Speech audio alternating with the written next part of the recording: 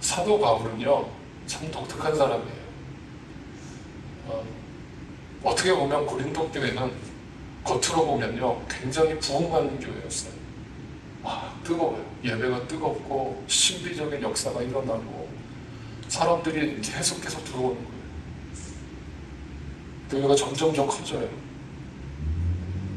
근데 사도 바울이 그걸 보면서 참 감사하다. 어떻게 하나님이 너희 교회에 그렇게 역사를 하시냐. 참 하나님의 부흥의 역사를 감사하다.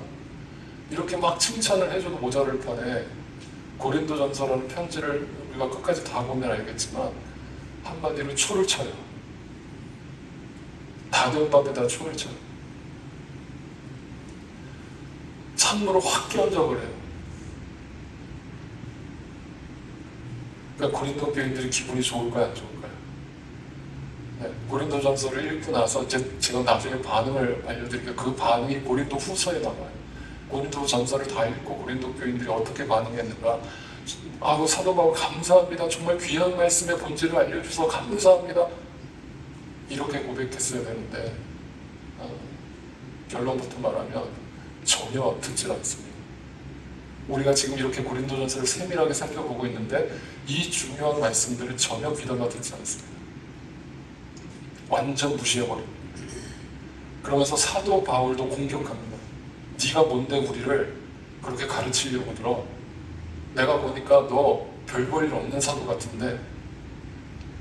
왜냐면 우리 고린도 교회 와서 네가 떠나고 나서, 사도 바울이 네가 떠나고 나서 우리 고린도 교회 수많은 스승들이 들어와서 말씀을 가르쳐줬는데 당신처럼 전하지 않던데? 복 받으라고 얘기하던데? 예수 믿으면 복 받고 건강해진다고 그렇게 축복해 주던데? 우리 신비적인 역사가 일어나니까 잘하고 있다고 우리 격려해 주던데? 근데 왜 너만 우리한테 찬물을 끼얹어? 이런 반응이에요. 사도 바울은 뭘 보고 있는 것인가 생각을 해보면 이런 거예요. 전도서 말씀에 보면 이런 아주 재밌는 구절이 하나 있죠. 전도서 7장 4절입니다. 지혜로운 사람의 마음은 초상집에 가 있고 어리석은 사람의 마음은 잔치집에 있대. 사도 바울의 마음은 딱 이 마음이에요. 무슨 말이냐면 초상집이라는 것은 죽음을 나타내죠. 잔치집이라는 건 축제를 상징해요. 그러니까 어떤 사람이 하나님 앞에서 지혜로운 사람이냐면 이 세상을 초상집으로 여기는 거예요. 그래서 나라는 존재를 바라볼 때 하나님이 없으면 나는 죽은 존재예요. 그러니까 허무한 거예요. nothing이에요. 아무것도 아니에요. 그래서 그걸 내가 어떻게 하면 주님 앞에 더 죽지를 고민하는 게 지혜로운 사람이에요. 그런데 어리석은 사람은 이 세상이 잔치집인 줄 알아요. 축제, 그냥 노세 젊어서 노세. 인생 뭐 있어 즐기다 가는 거지. 한 번 사는 인생 멋지게 살다가. 고린도 교회는 경제적으로 부흥하는 도시였다고 그랬죠. 상업 도시였어요. 교회 안에 부자들도 많이 들어왔어요. 그러니까 그 세상적 자랑을 교회 안에 갖고 들어와서 그거를 교만으로 삼아서 막 사람들한테 자랑거리로 삼아요. 그것이 자기가 이 세상에 되게 잘 살고 있는 양 사람들한테 자랑을 떠나요. 그리고 성도들은 그 얘기를 들어도 부러워해요. 야, 나도 어떻게 하면 너처럼 복을 받을 수 있지? 나도 어쩌면 너처럼 이렇게 세상에서 이렇게 힘들고 고생하면서 살지 않고 너처럼 행복하게 살 수 있지? 근데 사도 바울이 그 잔치집에다가 찬물을 확 끼얹는 거예요. 그거 아니다. 그거 예수 믿는 거 아니다. 그거 하나님 믿는 거 아니다. 그래서 우리가 지난 시간까지 살펴본 내용들이 다 그거예요. 그러면서 지난주 마지막 구절에 이거였잖아요. 나는 어떻게 사는 줄 아니? 고린도 교회 성도들아, 나는 사도로서 어떻게 사는 줄 아니? 나는 만물의 찌꺼기처럼 살아가고 있다. 아무도 내 삶을 부러워하지 않는다. 아무도 내 삶을 주목하지 않는다. 하나님이 나를 그렇게 만드셨다.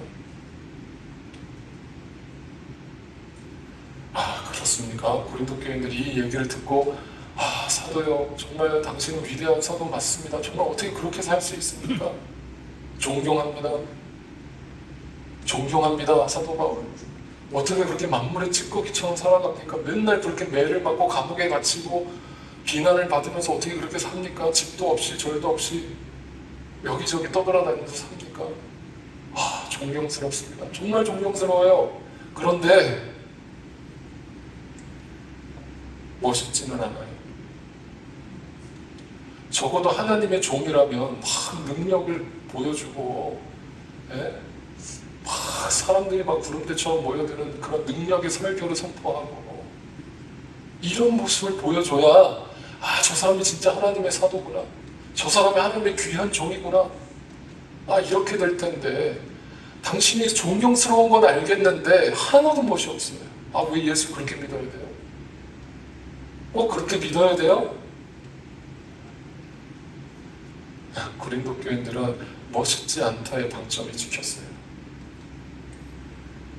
그러니까 이제 슬슬 불만이 일어나기 시작해요. 자기들한테 충원으로, 자기를 자식으로 생각하고 조언과 충원과 하나님 말씀의 본질을 가르쳐주는 사도에게 그들이 어떻게 반응했는지를 볼까요? 고린도 후서로 잠깐 미리 가보겠어요. 고린도 후서, 고린도 전서를 받아든 그 고린도 교인들의 반응이에요. 나는 편지로 여러분에게 겁을 주려고 하는 것처럼 보이고 싶지 않았습니다. 그 편지가 고린도 전서예요. 나 당신들 협박하려고 보낸 거 아니에요. 그런데 어떤 사람들은 당신이 그 편지를 읽고서 어떻게 반응하는지를 내가 알게 됐어요. 어떻게 반응했느냐? 바울의 편지는 무게가 있고 힘이 있지만 직접 대할 때는 세상 약한 사람이고 세상 말도 잘 못하고 설교도 영 시원찮고 저래가지고 성도들이 모여들겠어.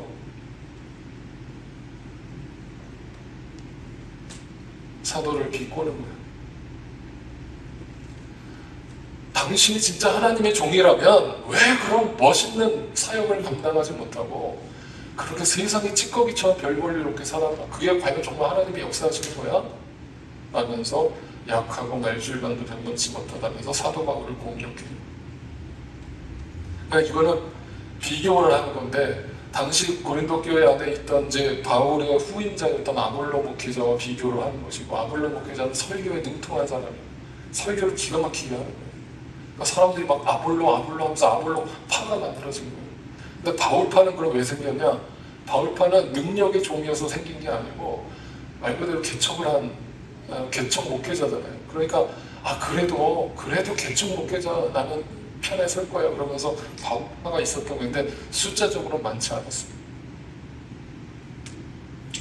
자, 이런 얘기를 하니까 사도 바울이 뭐라고 반박을 하는지를 보세요. 뭐라고 반박하냐면 고린도 후서에서 그 다음 구절에 이렇게 얘기를 해요. 맞아.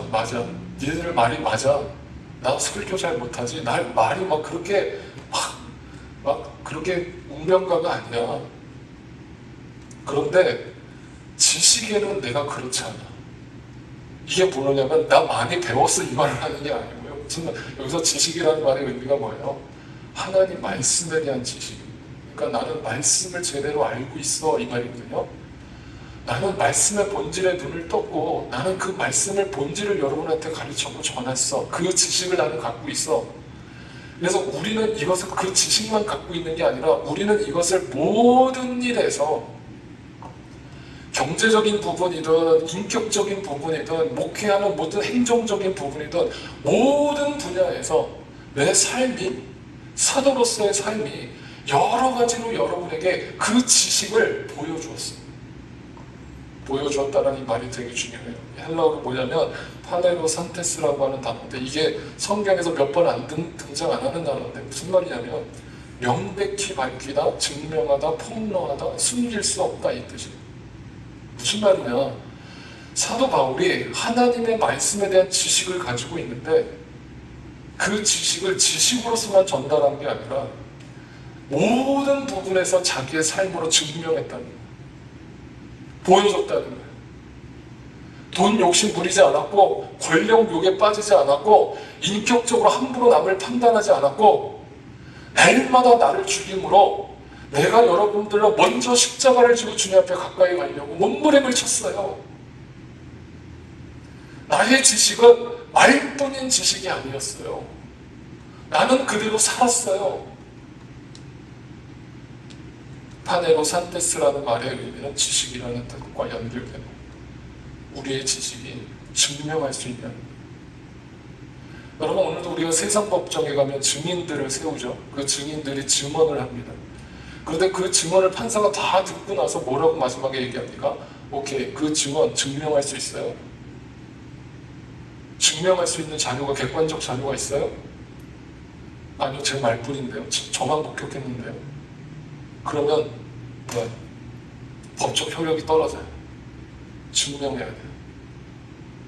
내 지식을, 내가 보고 배운 거를 그대로 살아내지 못하면 그것은 말뿐인 거예요. 그럼 우리가 간단하게 살펴볼 수 있어요. 오늘날 왜 교회가 세상 사람들한테 비판을 받고 욕을 먹고 이렇게 비판을 받게 되는 건 한 가지예요. 말은 잘하는데 그렇게 안 사는 거예요. 목사부터 교회 장로, 원사, 집사 할 거 없이 크리스찬이라고 하는 사람들이 세상 사람들하고 똑같이 살아요. 아니, 어떻게 보면 세상 사람들보다 더 욕심 부리면서 살아요. 그러니까 진짜 이거 되게 슬픈 얘기인데 이게 우픈 얘기라고 해야 될지 모르겠어요. 그런 얘기 있잖아요. 이거 안 믿는 사람들이 이런 얘기 한대요. 예수 믿는 사람들이 물에 빠지면 어떻게 된대요? 들어보셨어요? 입만 웅둥 뜬대요. 입만 살았다 이거. 입만 살았다. 그리고 천국 가면은 입만 이렇게 모아놓은 무덤이 있대요. 아주 말도 잘 지어내요. 그러니까 크리스찬들은 한마디로 뭐야? 입만 살았다. 저 목사들 입만 살았다. 말은 기가 막히게 해요. 근데 강대상에서 내려오고 나서 저들의 삶은 하나도 본받을 게 없어요. 조금만 목사하고 가까워지면 온갖 세상적 얘기나 다 하고. 그래서 성도들 사이에 이런 얘기 있다면서요. 목회자하고는 너무 가까워지지도 말고 너무 멀어지지도 말고 적당히 거리를 유지해요. 그게 시험 안 되는 비결이다. 물론 저도 그럴 거예요. 여러분, 저 너무 가까이 하지 마세요. 저 정말 쓰레기예요. 주님 앞에. 주님 보시면 저 쓰레기예요. 다 사람은 허물이 있어요. 보일 거예요. 가까이. 네, 사도 바울은 자신 있게 얘기했어요. 나는 그 지식을 말로만 전달하지 않았어. 증명했어. 보여줬어. 어떻게 증명했는가? 이렇게 얘기하죠. 고린도후서 11장 17절에 나는 여러분을 높이기 위해서 나 자신을 낮췄고 또 하나님의 복음을 값없이 여러분에게 전했어요. 여러분, 교회가 왜 분열합니까? 교회가 왜 싸움이 일어납니까? 교회 안에서 왜 시험이 듭니까? 이유는 하나예요. 목사부터 성도들이 죽지 않는 거예요. 아무도 죽으려 하지 않는 거예요. 같이 멱살을 잡는 거예요. 내가 옳은지 네가 옳은지 한번 끝을 내보자. 거기서 누구 한 사람이 죽으면 절대 싸움 안 나죠. 사도 바울이 이렇게 해요. 나 자신을 낮췄고 어떤 보상 없이 대가 없이 여러분에게 복음을 전했어요. 지난 주일날 제가 마지막 그 부분에, 설교 마지막 부분에서 한국의 이재철 목사님의 글을 인용하면서 이 땅에 수십억의 정별금을 받고 또 몇 억의 그런 사례를 받는 그런 목회자들이 있다라는 것을 비판하면서 얘기를 했어요. 그래서 제 설교를 들으시던 한 성도님이 영국에 계신 한 목사님이세요. 저희 교회보다 더 작은 목회를 유학생들 이제 모아놓고 가정에서 예배를 드리고 있는데 우연히 저희 교회 설교를 듣게 돼서 설교를 열심히 들으셨대요. 그러면서 저한테 질문 하나를 해오셨어요. 목사님, 마지막 그 부분이 참 맞는 말씀인데 목사님 또 이렇게도 말씀을 전해주십시오. 혹시 성도들이 오해할까 봐요. 정말 이 땅에 있는 모든 목회자들 중에는요, 그렇게 수십억의 정별금을 받으려고 욕심을 부리는 목회자들도 물론 있지만 극히 소수라는 걸 분명히 말씀해 주세요. 80%, 90%의 목회자는 기초 생활 수급도 못 될 정도의 최저임금 수준의 최저임금보다도 낮은 사례를 받으면서도 불평 한마디 없이 목회를 하는 목회자들이 대다수입니다. 자신 역시 그렇고요. 자기는 영국 땅에 와서 유학을 왔는데 하나님이 그 유학을 포기하게 하고 그 유학생들을 섬기게 하셨다는 거예요. 제가 답변을 했어요. 목사님 맞습니다. 정확하게 지적을 해주셔서 감사합니다. 우리 성도님들도 분명히 다 알아서 들으셨겠지만 다시 한번 분명히 말씀드려요. 여러분, 대다수의 목회자는 그렇게 살지 않습니다. 여기 뉴욕, 뉴저지만 해도 약 400여 개의 한인교회가 존재합니다. 그런데 거의 80~90%의 교회는 개척교회 수준의 교회들이 80~90%입니다. 소위 여러분이 말하는 이름이 알려진 교회는 10%도 되지 않습니다. 대다수의 교회 목회자들은 여기에서 목회를 하면서 투잡, 뚜리잡을 뛰면서 목회를 합니다. 네. 교회에서 사례를 받지만 최소한의 생계 유지를 위한 사례만 받으면서 목회를 합니다. 여러분 한번 생각해 봅시다. 목회자가 되기 위해서는 교단마다 약간씩 차이는 있습니다만 기본적으로 학부 4년, 대학원 3년을 졸업해야 됩니다. 그래야 목사 자격이 주어집니다. 그러니까 합의 7년을 공부하는 겁니다. 그리고 나서 졸업을 하고 나서 실습 전도사로서 교회에서 사역을 경험을 하는데 교단마다 다릅니다. 보통 2~3년의 경험을 쌓아야 합니다. 의사로 얘기한다면 레지던트죠. 전공입니다. 전공의로서 2~3년 동안 경험을 쌓아서 그것을 보면서 목회자가 추천을 해주고 성도들이 추천을 해주고 그 노회에서 추천을 받아서 목사 고시를 패스해야만 목사 안수를 받습니다. 그러니까 토탈 적어도 10년 이상을 학교를 다니고 사역을 해야만 목사 안수를 받을 수 있는 자격이 주어집니다.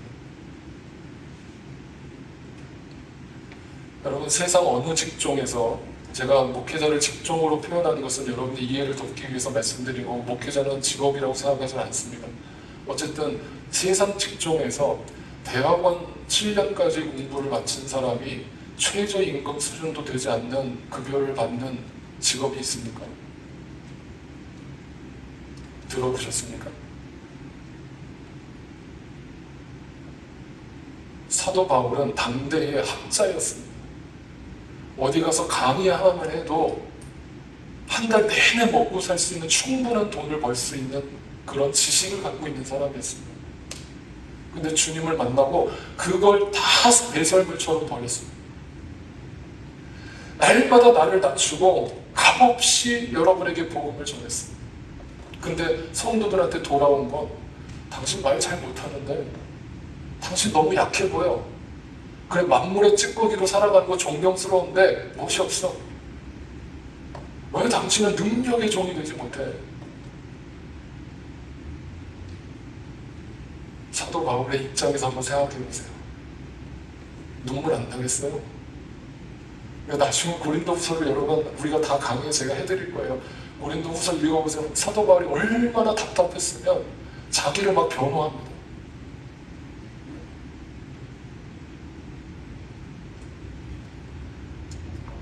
이렇게 얘기합니다. 고린도후서 11장 11절에 내가 왜 이렇게 한다고 생각하십니까? 내가 왜 이렇게 세상에서 최저임금도 받지 못하는 세상의 만물의 찌꺼기처럼 살아간다고 생각하십니까? 내가 여러분을 사랑하지 않기 때문입니까? 내가 여러분을 사랑한다는 것을 하나님께서 알고 계십니다. 내가 왜 이렇게 만물의 찌꺼기로 여겨지면서도 여러분에게 복음을 전하고 온 땅끝을 돌아다니면서 하나님 말씀을 전하는 이유가 뭔 줄 압니까? 여러분을 사랑하기 때문에.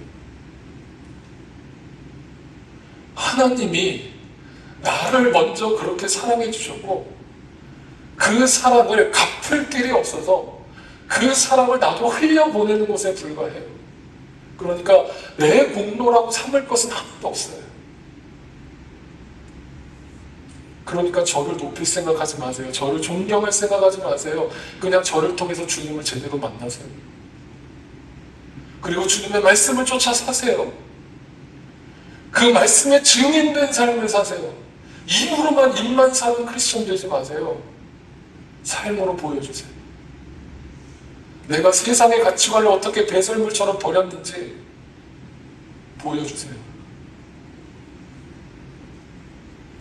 오늘 본문은 그런 맥락에서 이렇게 선포합니다. 오늘 본문 15절로 돌아옵니다.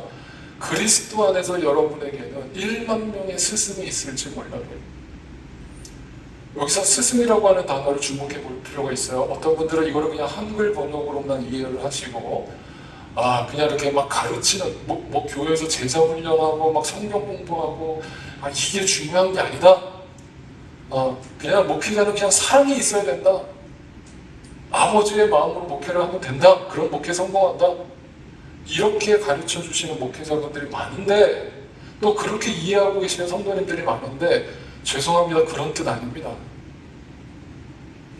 여기서 스승이라고 하는 이 단어는 헬라어로 보면 파이다고쿠스라고 하는 유명한 단어예요. 당시 2000년 전에 시대를 살았던 헬라인들은 이 단어가 나오면 다 알아들어요. 왜 다 알아듣냐면 이게 학부모들이 쓰는 단어예요. 학부모들이. 자녀를 키우는 학부모들이 다 하루에도 수십 번씩 쓰는 단어예요. 무슨 말이냐면 이게 뭐냐면 무수하게 많은 몽학 선생이라는 뜻이에요. 개인 교사. 2000년 전의 시대에는 유대 이스라엘 사회는요, 이런 문화가 있었어요. 아이가 공교육을 받기 위해서 학교에 입학하기 이전에 가정에서 먼저 학교에 입학할 수 있는 수준의 개인 교습을 받았어요. 오늘날 그냥 과외죠, 과외. 과외를 받는데, 자, 오늘날 기준으로 말씀드릴게요. 오늘날 기준에 초등학교에 들어가려면 몇 살이 돼야 돼요? 8살이죠. 8살이 되면 초등학교에 입학하는데 그 8살이 되기 전까지 7년 동안은 이 개인 교사를 써서 가정에서 아이를 따로 가르치는 거예요. 학교에 들어가서 얘가 학교 수업을 잘 따라갈 수 있도록 개인 교습을 시켜주는 거예요. 그걸 갖다가 파이다고쿠스라고 하는 거예요. 그러니까 당시 학부모들은 이 단어를 하루에도 수십 번씩 썼다니까요. 그런데 사도 바울이 이 단어를 일부러 썼어요. 일부러 썼다는 게 무슨 말이냐면 그 개인 교사가 아이들이잖아요. 아직 초등학교에도 입학하지 못한 어린 아이들이잖아요. 그 아이들에게 지식을 가르쳐 줄 때 어려운 얘기를 할까요? 쉬운 얘기를 할까요? 다시 말하면 이 스승이라는 말은 너무 유아적 수준, 쉽고 알아듣기 좋은 말로 가르친다는 뜻입니다. 여러분, 목회자는요, 이 자리에 서는 순간 성도들이 어떤 말씀을 듣고 싶어 하는지 본능적으로 알아요. 여러분이 일주일 동안 어떤 삶을 사셨고 어떤 말씀을 기대하고 왔는지 저는 본능적으로 알아요. 그 말을 해주고 싶어요. 저도 그 유혹이 설교 준비를 할 때 엄청나게 와요. 쉽고 재밌고 여러분 웃다가 갈 수 있는 감동적인 그런 이야기를 해주고 싶어요. 근데 성경은 뭐라고 얘기하는 사도 바울이 그게 파이다고쿠스예요. 그게 1만 명의 스승이 있대요. 그런 스승은 널렸대요. 여러분, 이걸 갖다가 또 한 본문에서 이 단어를 똑같이 쓰는 본문이 있는데 갈라디아서예요. 갈라디아서를 잠깐 봅시다. 잘 들어보세요. 믿음이 오기 전에는 우리는 율법의 감시를 받으면서 장차 올 믿음이 나타날 때까지 갇혀 있었어요. 율법의 종이 되었다 이 말이에요. 그래서 율법은 뭐예요? 그리스도께서 오실 때까지, 믿음이 오기 전까지 우리에게 개인 교사 역할을 했다. 여기서 얘기하는 그 개인 교사가 뭐예요? 파이다고쿠스. 이게 몽학 선생이라고, 이전 번역에서는 이걸 갖다가 몽학 선생이라고 번역을 한 거예요. 아시겠어요? 그러니까 율법이 뭐라고요? 몽학 선생. 그러니까 율법의 역할이 뭐예요? 우리가 초등학교 들어가기 전까지 우리가 학교를 잘 다닐 수 있도록 돕는 역할을 하는 게 율법이라고. 그런데 그리스도가 오시고 나서는 더 이상 율법이 필요 있어요? 없어요? 없어요. 개인 교사가 필요 없어요. 왜? 이제는 본질의 말씀을 내가 직접 듣는 거예요. 성령님을 통해서. 네.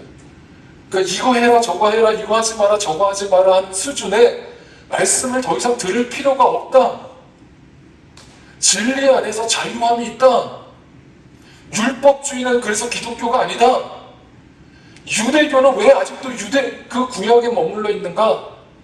그들은 그 초등교사에 머물러 있는 거예요. 그 초등교사가 가르쳐주는 쉽고 재밌는, 그냥 내가 행동으로 옮길 수 있는 정도 수준의 말씀을 들으면서 그 행동을 옮겨놓고 내 스스로 자랑스러워하는 거야. 내가 이걸 했네. 내가 11조를 했네. 내가 봉사를 했네. 자랑스러워. 내가 어떻게 했지? 영적 어린 나이. 그들은 삶의 모습은 바뀔 생각을 하지 않고 그냥 그 지식을, 율법적인 지식을 탐닉하는 것으로 만족을 삼고 있었어요. 그런데 그 다음 구절 뭐라고 얘기하는지 보세요. 갈라디아서 3장 25절 26절에 그런데 그 믿음이 이미 왔으므로 우리가 이제는 개인교사 안에 있지 않아요. 여러분은 모두 그 믿음으로 말미암아 그리스도 예수 안에서 뭐가 됐대요? 하나님의 자녀가 됐다. 이걸 세 번째는 자녀라고 번역을 했는데 원래 번역에는 그냥 아들이에요.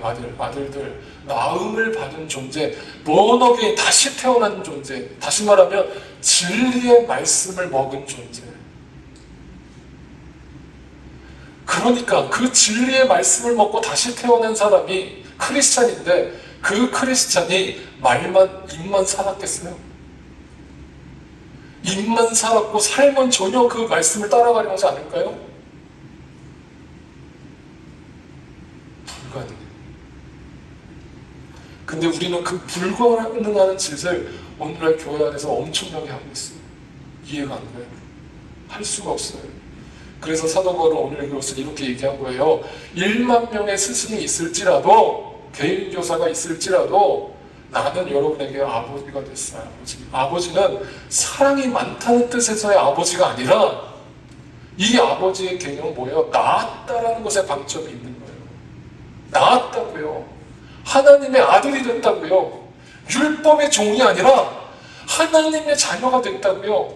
그 진리의 말씀이 믿어져서 구원의 확신이 생겼다고요. 다시 태어났다고요. 본업에 거듭났다고요. 그거는 아버지만 할 수 있는 거예요. 그 진리가 뭐예요? 복음이 뭐예요? 요한복음 3장 16절에 하나님이 세상을 이처럼 사랑하세요. 하나님이 우리를 사랑하지 않았다면 그 진리를 우리에게 알려줄 필요가 있어요? 없어요. 그냥 율법으로 살게 하다가 율법으로 다 심판하면 되는 거예요. 그럼 우린 다 지옥 가는 거예요. 율법을 완벽하게 지킬 수 있는 사람이 있다 없다? 없어요. 그러니까 우리는 다 지옥 가는 거예요. 그런데 우리를 너무나 사랑하셔서 우리가 그냥 죽는 자리로 나아가는 걸 하나님은 지켜볼 수가 없어서 어떻게 했어요? 독생자를 보냈어요.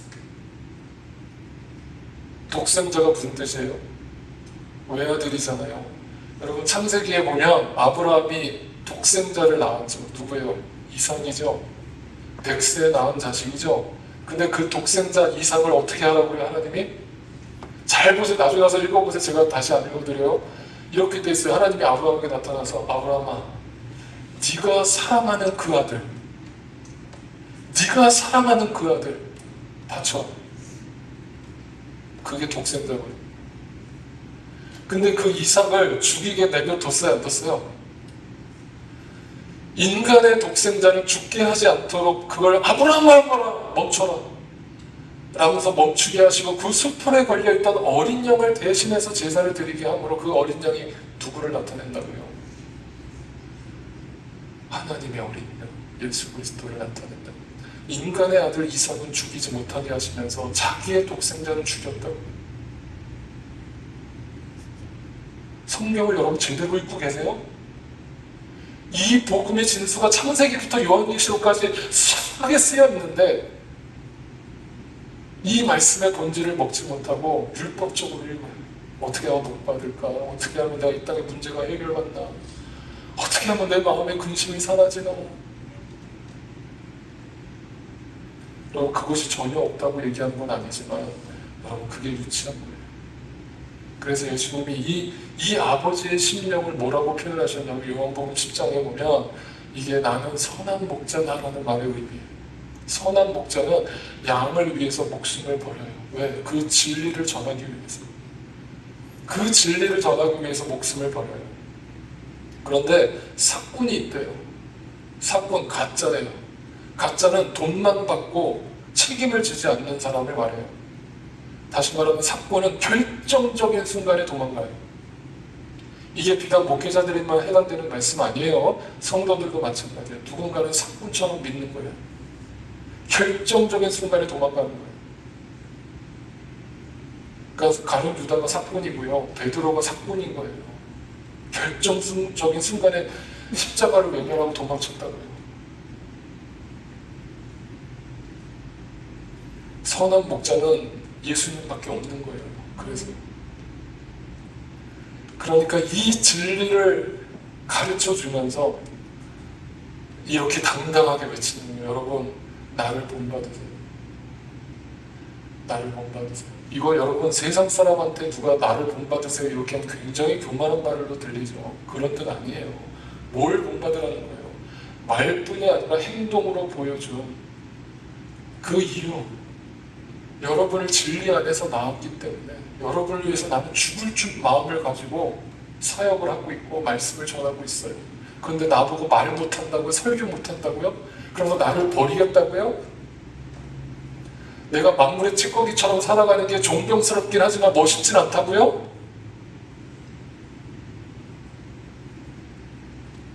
그러면서 유명한 구절이 나오죠. 이 맥락에서 이 말씀을 이해해 보세요. 어떤 말씀인가? 하나님 나라는 하나님 나라예요. 이 세상 나라가 아니에요. 하나님 나라는요, 말에 있지 않아요. 이 말이 말이라고 하는 단어가 여러분 다 아시는 단어예요. 말. 여러분이 너무 잘 아는 단어. 로고스예요. 이게 말이에요. 말씀, 로고스. 그 말이요, 말로 있지 않냐고 뭘로 나타났대요? 능력으로 나타나. 이 능력이 디나메이라고 하는 능력인데 이건 뭐냐? 변화를 말하거든요. 변화. 잘 보면 이게 무슨 말인가? 말이 디나메이가 돼야 된다는 얘기를 하는 거예요. 말이 말로 머물러 있으면 안 되고, 잘 알아두세요. 말로 머물러 있으면 안 되고 말이 능력이 돼야 그 말이 진짜 하나님 나라를 보여준다는 거예요. 증명한다는 거예요. 이 말이 뭐예요? 말이 행함으로 나타나는 것이 능력이라는 거예요. 그러니까 우리는 오늘날 보혈의 능력, 주님의 능력, 의지합시다. 주여 능력을 주옵소서 막 난리 부르스를 치는데 그 능력이 뭔데요? 뭔데요 도대체 그 능력이? 신비적인 역사가 능력이라고요? 성경에는 단 한 번도 그런 말을 한 적이 없어요. 능력은 뭐냐면 나에게 주신 그 진리대로 살아내는 힘이에요.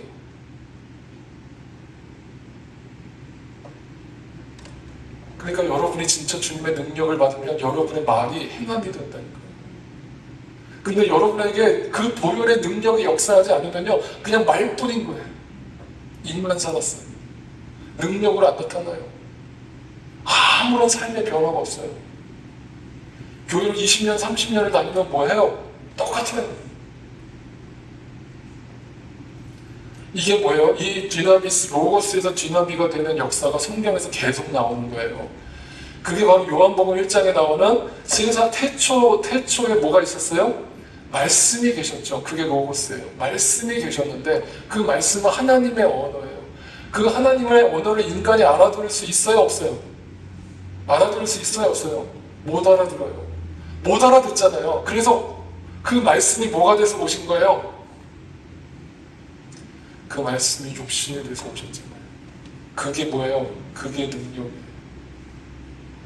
하나님이 야 인간들아, 내가 너희를 사랑하는 거 알지? 나 너희 사랑한다. 저 하늘 저 구름 위에 천국이 없지만 어딘가 있다고 가정해서 하늘을 위해서 하나님이 얘들아 내가 너희 사랑한다 알지? 내가 너희 용서했다, 구원했다? 선포하면 끝나는 거잖아요. 근데 왜 도대체 독생자를 보내서 그 십자가의 처절한 고통을 겪게 하시고 죽게 하시는 거예요?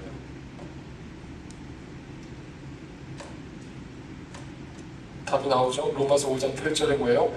그리스도의 죽으심으로 뭐예요? 자기의 사랑을 확증하셨어요. 말뿐인 사랑이 아니라는, 하나님도 인간에게 자기가 창조한 피조물에게 그들을 구원하기 위해서 그들에게 사랑한다는 고백을 보여주기 위해서 이 땅에 오셔서 십자가에 죽었어요. 그게 능력이에요.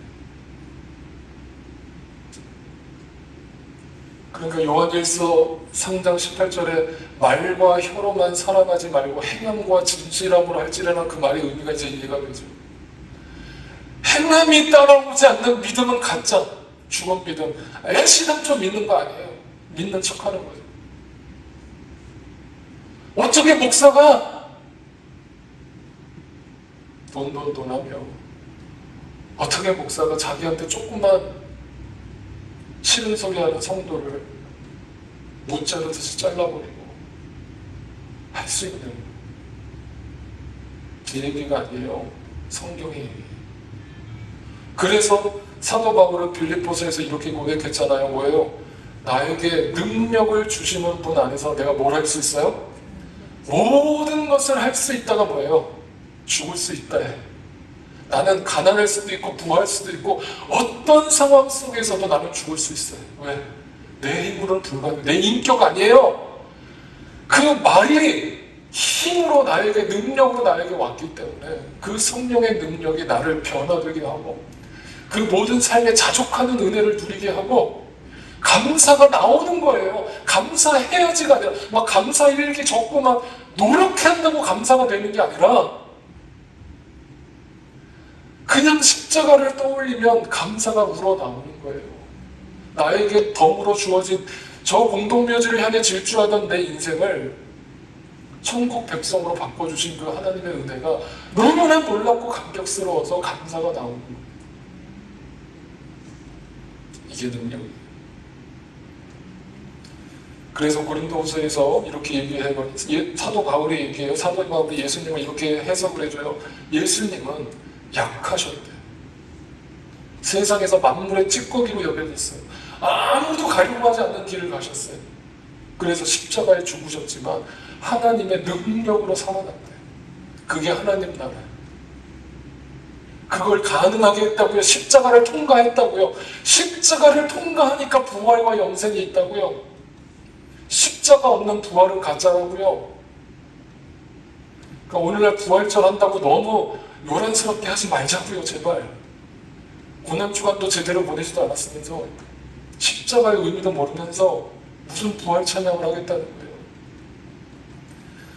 우리도 그분 안에서 약합니다. 내세울 게 하나도 없어요. 자랑할 게 없어요. 만물의 찌꺼기예요. 근데 하나님의 능력으로 그분과 함께 살아나서 나는 지금 여러분을 대할 것입니다. 그 사랑, 그 능력으로 여러분을 대합니다. 그러니까 교회가 하나님 나라가 되어야 되는 거예요. 교회가 사탄의 나라가 돼버리면 싸우고 분열하고 뒤에서 뒷담화하고 교회가 천국의 모형이 되면 믿음의 식구예요. 나하고 성격이 다르고 나하고 살아온 배경이 다르고 나하고 지식적 수준이 다르다 할지라도 그분의 능력을 힘입어서 서로를 대하면 그 교회는 천국이 돼요. 하나님 나라는 천국은 여기 있다 저기 있다 말할 수 없으니 너희 안에 있다. 너희 안에 천국이 이루어진다. 사도 바울이 순교를 당했다는 것은 여러분 다 알고 계시죠? 그 사도 바울이 어떻게 생을 마감했는지를 한번 들여다봅시다. 사도 바울은 예루살렘에 가지 말라는 성도들의 만류에도 불구하고 나는 꼭 거기를 가서 죽음의 길을 가야겠습니다 하고 그 성도들의 말류를 뿌리치고 예루살렘으로 들어갔어요. 마치 예수님하고 행보가 너무 비슷하죠. 들어가자마자 기다렸던 유대인들에 의해서 붙잡혔고 사도 바울은 바로 로마 시민권자였기 때문에 거기서 처형을 당하지 않고 로마 감옥으로 압송이 됩니다. 그런데 로마 감옥으로 압송했는 그 사도 바울의 여정을 사도행전이 자세히 기록하고 있는데 사도 바울은 감옥에서 생을 마감한 게 아닙니다. 사도행전에 보면 이렇게 기록이 되어 있죠. 우리가 로마에 들어갔을 때 바울은 그를 지키는 병사 한 사람과 함께 따로 지내도 된다는 허락을 받아요. 그래서 특별한 경우이긴 한데 감옥이 아니라 일반 가정집에서 요즘 말로 얘기하면 이게 가택연금 같은 거죠. 일종의 가택연금을 당한 거예요. 근데 로마 병사 한 사람과 함께 살았어요. 이게 무슨 말이냐면 로마 병사 한 사람 팔에다가 쇠사슬을 묶고 한쪽은 사도 바울 팔에다가 묶어서 도망가지 못하게 하면서 화장실 갈 때나 샤워하러 갈 때나 밥 먹으러 갈 때나 어디를 가든지 로마 병사가 따라다니는 말 그대로 가택연금. 자, 여러분이 만약 그 입장이라고 한번 생각해 봅시다. 내가 만물의 찌꺼기처럼 복음만 전하면서 미친 듯이 살다가 내 최후의 삶이 쇠창살이 있는 감옥은 아닐지언정 사실상 감옥이나 증거없는 그런 곳에서 내 삶을 지금 마무리하기를 기다리고 있어요. 여러분 마음이 어떨까요? 네? 막 복음을 전하고 싶으실 것 같아요. 네? 그 상황이면 막 누군가를 집에 초대해서 막 사랑을 베풀고 나누고 그런 마음과 정신이 생기세요? 여러분은 모르겠습니다만 저는 못할 것 같은데요. 사도 바울의 마지막으로 이렇게 증언해 줍니다. 사도행전 28장 30절입니다. 바울은 자기가 얻은 셋집에서, 이 셋집이 우리말로는 셋집이라고 표현할 길이 없어서 셋집이라고 해석을 했는데, 셋집이라는 게 전셋집을 얘기하는 게 아닙니다. 여기서 말하는 셋집이라는 것은 사도 바울이 살던 그 마법관을 개조해가지고 그냥 사람 하나 딸랑 들어가서 누울 수 있는 정도의 공간이에요. 그런 공간에 다 허물어져가는 마법관 같은 집을 얘기합니다. 그런 집에 사도 바울이 살아요. 감옥처럼 살아요. 몇 년 동안? 2년 동안. 그러면서 자기를 찾아오는 수많은 성도들을 영접해요. 그 맞아들였다라고 여기서 표현되는 맞아들였다는 그냥 방으로 들였다 이 말이 아니라 기쁨으로 환영했다 이 말. 잘 알았다. 잘 알았다. 사랑으로. 자기는 지금 죽을 날을 받아놓고 있는 사도가 말씀을 듣기 위해서 자기를 찾아오는 성도들을 다 맞아들여서 물 한 잔이라도 대접하면서 그들을 말씀을 가르쳐요. 어떻게 해요? 그는 아무런 방해도 받지 않고. 이게 뭐예요? 아무런 방해도 받지 않았다는 게 그것을 전하는데 전혀 거리낌이 되지 않았다. 불편하지 않았다. 힘들지 않았다. 아주 담대하게 하나님 나라를 전하고 주 예수 그리스도에 대한 일들을 가르쳤다. 이게 사도행전의 마침표예요. 이러면서 사도행전이 끝나요. 다시 정리합시다. 예수님을 만난 한 사도가 남은 인생, 내가 그동안 알고 있던 나의 자랑거리, 모든 나의 지식들을 배설물처럼 버려버리고 최저임금의 수준도 되지 않는 급여를 받아가면서 때로는 자비량으로 선교하면서 자기 몸은 만신창이가 되어서 복음을 끝까지 외쳤고 사랑으로 복음을 전했고 그 사랑으로 전한 복음 때문에 디모데와 같은 영적 아들들이 나오기 시작했고 그 영적 아들들이 진리의 눈을 뜬 영적 아들들이 사도 바울을 본받아서 그들 또한 만물의 찌꺼기처럼 살아가게 되는 모습들을 바울은 지켜보면서 죽기 2년을 남겨놓고 마구간처럼 다 허물어져가는 그곳에서 자기를 만나기 위해 찾아오는 성도들에게 그리스도의 사랑으로 따뜻하게 그들을 대접하면서 복음을 끝까지 외치다. 사람 변합니까? 사람 변합니까? 사람 변하더라.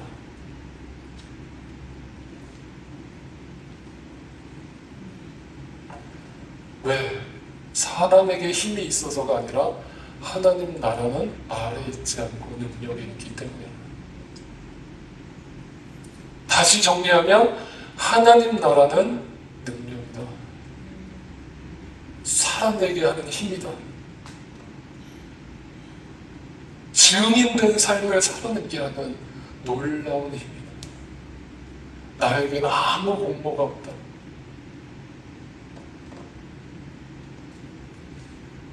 이 능력, 이 은혜가 여러분 모두의 각자의 삶 가운데 죽는 그 순간까지 사도 바울처럼 여러분 삶 가운데 증명되시기를 주님의 이름으로 축복합니다.